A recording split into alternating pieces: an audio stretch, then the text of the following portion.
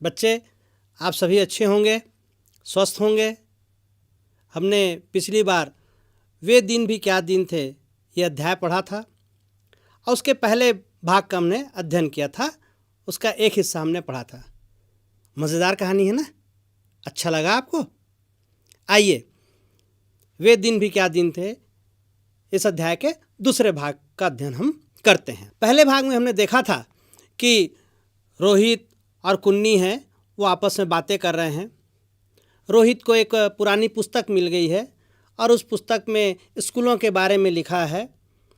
जिस समय की बात है 2155 की, उस समय पढ़ने की क्या शैली थी, किस प्रकार से उस समय विद्यार्थी मशीनों से ही पढ़ा करते थे, मशीनों में किस प्रकार से पढ़ाई की जाती थी, इसके बारे में कुन्नी ने विस्तार से रोहित को बताया और उसके माध्यम से हमने भी जान लिया कि आज से लगभग 135 वर्ष बाद भविष्य में पढ़ाई किस तरह से होगी, जिसका हल्का रूप हम अभी से जानने लगे हैं जो ऑनलाइन के माध्यम से।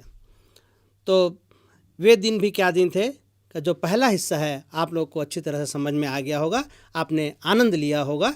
आइए उसके दूसरे भाग का भी हम आनंद लें। तो रोहित और कुन्नी बात कर रहे हैं और कुन्नी को याद आया कि एक बार जब उससे भूगोल एक विषय होता है जिसमें पृथ्वी और अन्य ग्रहों इत्यादि के बारे में जानकारी प्राप्त की जाती है, तो उससे भूगोल में रोज़ वही गलतियां होने लगी थी, एक ही गलती बार बार हो रही थी।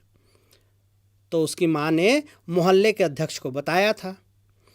तब एक आदमी आया था और उसने उस मशीन के पुर्जे अलग कर दिए।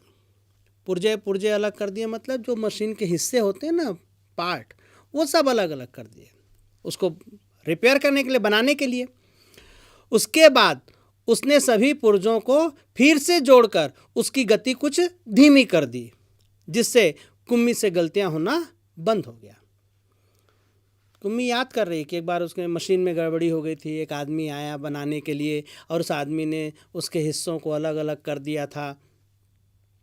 हालांकि उस समय कुन्नी सोच रही थी कि हे भगवान, ये हिस्से ठीक से न जुड़ें, मशीन है वो न बनने पाए, ताकि जो मशीन से पढ़ाई है जिसमें मज़ा नहीं आता है, मशीन से पढ़ाई है हमारी बंद हो जाए।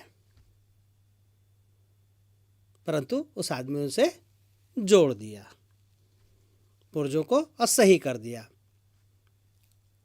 मतलब देखिए, इसके माध्यम से लेखक ने ये बताने की कोशिश की है कि बच्चों को मशीन के द्वारा जो पढ़ाई कराई जाएगी या जो कराई जाती है वह अच्छी नहीं होती है बच्चों के लिए, उतनी बच्चे उसमें उतनी रुचि नहीं लेते हैं।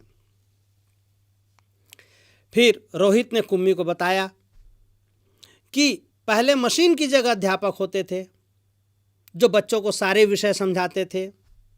रोहित ने ऐसा कैसे बता दिया? क्योंकि उसने पुस्तक पढ़ी थी। रोहित ने बताया था ना कि पुस्तक में क्या है, स्कूल के बारे में दिलचस्प बातें लिखी हैं, तो उन्हीं बातों को बता रहा है कुम्मी को। तो रोहित ने कुम्मी को बताया कि पहले मशीन की जगह अध्यापक होते थे जो बच्चों को सारे विषय समझाते थे, गृह कार्य देते थे और प्रश्न पूछते थे। बच्चे एक विशेष भवन में पढ़ते थे जिसे स्कूल कहते थे।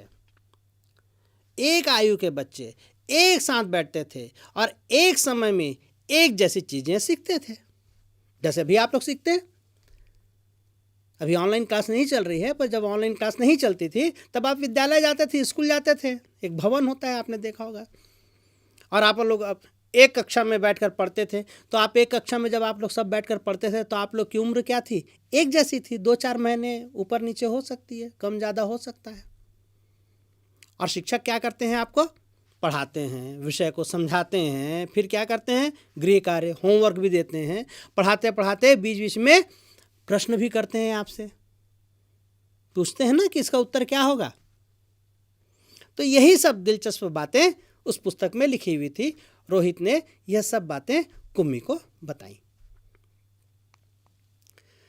कुम्मी ने भी पुस्तक पढ़ने की इच्छा जाहिर की, क्योंकि वह जानना चाहती थी तब स्कूल कैसे होते थे। वह पुस्तक पढ़कर स्कूल के बारे में अजीब अजीब बातें जानने को उत्सुक हो रही थी। कि तभी माँ की आवाज़ कानों में पड़ी और दोनों बच्चे मतलब रोहित और कुम्मी अपने अपने घर की ओर चले गए।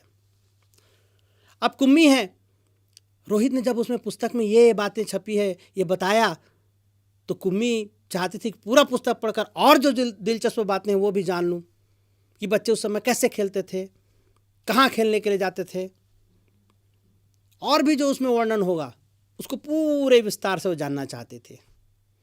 और अचानक माँ की आवाज़ आई तो दोनों बच्चे अब समझ गए कि अब पढ़ने का समय हो रहा है, इसलिए रोहित अपने घर चला गया और कुम्मी अपने घर अंदर चली गई। सबक का समय हो गया था, पाठ का समय हो गया था, पढ़ना था, पढ़ाई करनी थी। कुम्मी जैसे ही घर पहुंची अंदर मशीन आगे का सबक देने को तैयार थी। मशीन से आवाज़ आनी आरंभ हो गई। मशीन से क्या आवाज़ आई? सबसे पहले आज तुम्हें गणित सीखना है, कल का होमवर्क छेद में डालो। आपने देखा होगा ना, पेन ड्राइव वगैरह से हम एक होल रहता है, एक छेद रहता है, उसमें हम डालते हैं। बस कुम्मी ने वैसा ही किया, लेकिन उसे इस मशीन से ज़्यादा अच्छा पुराने ज़माने का स्कूल लगा, जहाँ एक आयु के बच्चे एक साथ पढ़ा करते थे, एक साथ हंसते खेलते थे। रोहित ने किताब में छपी सब स्कूलों के बारे में जो जो जानकारियाँ रोहित को याद थी वो बता दिया था। अब कुम्मी है वह तुलना करने लगी है कि पहले का स्कूल कैसा था और अभी हमारी पढ़ाई कैसे हो रही है। बस मशीन के सामने ही हम बैठकर पढ़ते हैं, मशीन जो जो चीज़ बताते जाता है हम समझते चले जाते हैं। और कुम्मी सोचने लगी, पढ़ रही थी पर सोच रही थी, उसका ध्यान मशीन की पढ़ाई में नहीं लग रहा था। क्या सोच रही थी वह? तब बच्चों को स्कूल जाने में बड़ा मज़ा आता होगा, बच्चे बहुत खुश रहते होंगे। पुराने ज़माने की बातों को वह सोच रही है। पुनः ध्यान रखिए, ये कहानी है तब के लिए लिखी गई है, तब की घटना का वर्णन है जब आज से 135 वर्ष आगे 2155 के समय में कुम्मी सोच रही है। यह वह आज के बारे में है। देखिए अभी आप लोग को कितने मज़े से स्कूल जाते हैं, आने वाले समय में मशीनों से पढ़ाई होगी तो वो मज़ा नहीं आएगा। स्कूल जाने का, स्कूल में पढ़ने का अपना एक अलग मज़ा होता है। आप लोग ज़्यादा अच्छे तरीके से जानते हैं, आप सभी विद्यार्थी हैं। जैसे अभी आप लोग ऑनलाइन पढ़ा तो मज़ा नहीं आ रहा होगा, ठीक है। आइए दूसरे भाग के शब्दार्थों के बारे में हम जान लें। जो शब्द आए हैं इस अंश में, भूगोल एक विषय जिसके बारे में मैंने आपको थोड़ी देर पहले बताया था कि एक विषय है जिसे अंग्रेज़ी में ज्योग्राफी कहते हैं, और इसमें पृथ्वी और अन्य ग्रहों के बारे में विस्तार से पढ़ा जाता है। पुर्जा, पुर्जा मतलब होता है टुकड़ा या हिस्सा। कोई मशीन वगैरह होता है या कोई भी चीज़ उसका एक हिस्सा होता है ना, एक जिससे मिलकर वो कंप्लीट बनता है, पूरा तैयार बनता है, तो उसे कहते हैं हिस्सा, पुर्जा। वही कहलाता है पुर्जा। पुनः फिर से चक्की, चक्की का मतलब होता है चक्र। मशीन में की चक्की है वह ख़राब हो गई थी, जिसके कारण से कुम्मी को पढ़ने में परेशानी आ रही थी, जिसे हम लोग आजकल क्या कहते हैं, डिस्क कहते हैं ना, वही उसे यहाँ प्रयोग किया गया है चक्की नाम से। रफ्तार, रफ्तार का अर्थ होता है गति। सबक मतलब पाठ। कोसना, किसी को दोष देना या किसी के बारे में बुरा चाहना, उसे कहते हैं कोसना। आयु, इसका अर्थ होता है उम्र। और आनंद, आनंद का अर्थ होता है खुशी। ये दूसरा भाग था और इस प्रकार से वे भी दिन क्या दिन थे, ये अध्याय समाप्त होता है। आइए इसके कुछ प्रश्नों को भी देख लें। प्रश्न है विद्यार्थियों, तुम मशीन की मदद से पढ़ना चाहोगे या अध्यापक की मदद से? दोनों के पढ़ाने में किस किस तरह की आसानियां और मुश्किलें हैं? अब इस अध्याय के माध्यम से आप समझ गए हैं कि मशीन से भी पढ़ाई हो सकती है और पुस्तक से तो आप पढ़ ही रहे हैं, अध्यापक आपको पढ़ाते हैं। तो मशीन के मदद से पढ़ाई करना, अध्यापक की मदद से पढ़ाई करना, अब दोनों में से कौन सा अच्छा है? और दोनों के पढ़ाने में क्या क्या आसानी होती है और क्या क्या मुश्किलें आती हैं। तो जैसे पहले भाग में हमने पढ़ते हुए हमने प्रश्न देखा था ना कि कागज़ वाली जो किताब है और मशीन की किताब, तो उसी प्रकार से यहाँ पर मशीन की मदद से पढ़ना और अध्यापक की मदद से पढ़ना, दोनों की तुलना करनी है। इसका उत्तर इस प्रकार से लिखा जा सकता है, हमें अध्यापक से पढ़ना ज़्यादा आसान और अच्छा लगेगा क्योंकि वे हमारी मुश्किलों का हल तुरंत ही विस्तार पूर्वक मतलब बहुत फैला कर और अलग अलग तरीके से बता सकते हैं। मशीन से यह ज्ञान मिलना थोड़ा मुश्किल हो जाएगा। एक अध्यापक सभी विषय नहीं पढ़ा सकते, इसके विपरीत मशीन से सभी विषयों के बारे में जानकारी प्राप्त हो जाएगी।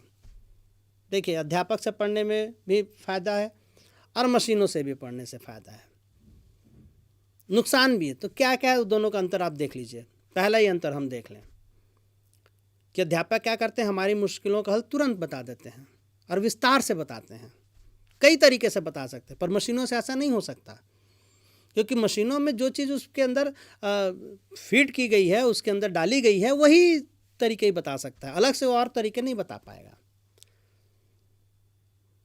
परंतु नुकसान ये है अध्यापक के द्वारा पढ़ाने में कि एक अध्यापक सभी विषय नहीं पढ़ा सकते। जिस विषय के वो ज्ञाता है, जिस विषय का उन्हें ज्ञान है, वही विषय पढ़ा सकते हैं। परंतु मशीन क्या है, एक मशीन कई विषय के बारे में जानकारी दे सकती है। अगला देखें कि अध्यापक से पढ़ते समय डांट खाने का डर लगा रहता है, ये मुश्किल है। मशीन से पढ़ते समय ऐसा डर नहीं लगेगा। मशीन कहाँ डांटती है अगर गलती हो जाए तो। तीसरी बात देखें कि मशीन हमारे नियंत्रण में होगी, हम मशीन के नियंत्रण में नहीं होंगे। अध्यापक से पढ़ते समय हम उनके कहे अनुसार ही कार्य करना पड़ेगा, अध्यापक के नियंत्रण में होते हैं पूरी तरह से। तो इस प्रकार से इससे दोनों के पढ़ाने से, मशीन के द्वारा पढ़ाने से या अध्यापक के द्वारा, दोनों के अपने फ़ायदे हैं और अपने कुछ नुकसान भी हैं। दोनों में अंतर स्पष्ट हो गया है। अगला प्रश्न है, प्रश्न में बहुत आसान सा है कि आज हमारे कई काम कंप्यूटर की मदद से होते हैं। सोचो और लिखो कि अपने व्यक्तिगत मतलब अपने लिए, खुद के लिए, और सार्वजनिक जीवन, सार्वजनिक मतलब बाकी सब के लिए, सार्वजनिक जीवन में हम कंप्यूटर का इस्तेमाल किन किन उद्देश्यों के लिए करते हैं। अपने लिए हम कंप्यूटर का इस्तेमाल किस तरह से करते हैं और सार्वजनिक मतलब सभी लोग जिसका इस्तेमाल कर सकते हैं, तो उसका उद्देश्य क्या होता है। इसका उत्तर इस तरह से हो सकता है। व्यक्तिगत, पहला है फिल्म देखने के लिए, नई नई खबर जानने के लिए, किसी विषय पर खोज करने के लिए और पढ़ाई लिखाई के लिए व्यक्तिगत तौर से हम कंप्यूटर का उपयोग कर सकते हैं।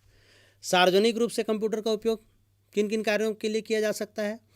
चित्र बनाने के लिए, कोई भी चित्र बना सकता है, व्यापार का हिसाब किताब रखने के लिए, ईमेल भेजने के लिए, और टिकटों की बिक्री में। टिकटों की बिक्री मतलब आप बस का टिकट खरीदना चाहते हैं, ट्रेन का टिकट बुक कराना चाहते हैं या हवाई जहाज़ का, आप कंप्यूटर के द्वारा कर सकते हैं और कोई भी कर सकता है।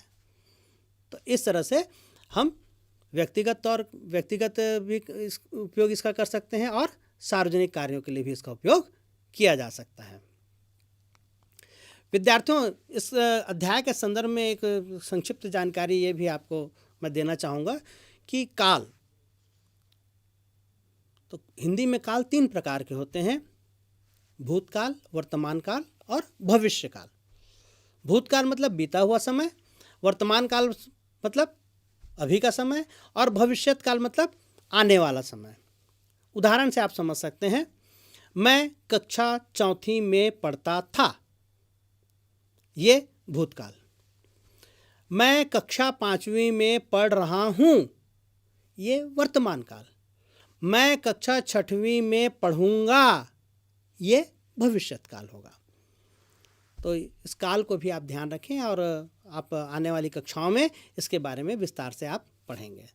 तो इस प्रकार से वे दिन भी क्या दिन थे, ये विज्ञान कथा थी, ये समाप्त हुआ और इससे संबंधित प्रश्नोत्तर की हमने चर्चा भी कर ली है। मुझे पूर्ण विश्वास है कि वे दिन भी क्या दिन थे इस अध्याय को पढ़कर आपको मज़ा आया होगा। आप एक नए तरीके से मशीनी जो पढ़ाई हो रही है उसके बारे में सोचने के लिए आप मजबूर हो रहे होंगे, और साथ ही आप अपने विद्यालय में होने वाली पढ़ाई और मशीनों के द्वारा की जाने वाली पढ़ाई दोनों के अंतर को आप अच्छी तरह से आप समझ पाए होंगे। आप सभी का बहुत बहुत धन्यवाद।